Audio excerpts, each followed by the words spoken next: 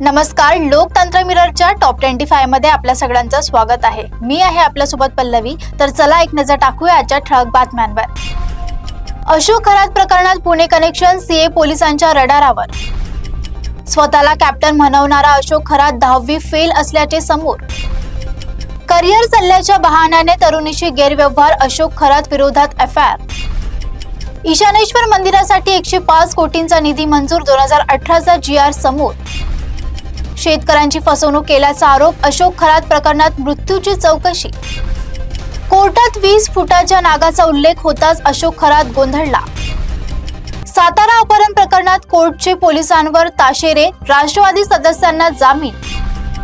नीलम गोऱ्हे यांची ठाकरेंवर टीका, ट्रोलिंग होण्याची शक्यता व्यक्त।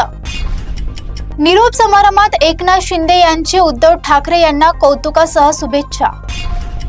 1 एप्रिल पासून फॉर्म 16 बंद, पगारवाढींसाठी नवीन टॅक्स फॉर्म लागू होणार। बारामती विमान दुर्घटनेत गुन्हा दाखल, रोहित पवार यांच्या प्रयत्नांना यश।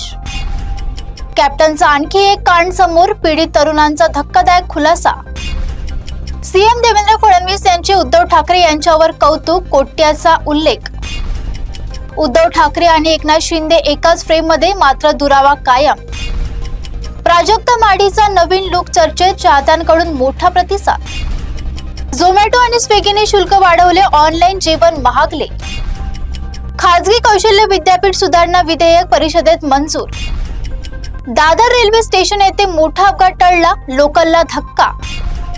नितेश राणे यांचे रत्नागिरीत मत्स्य संपदा योजनेच्या अंमलबजावणीचे निर्देश।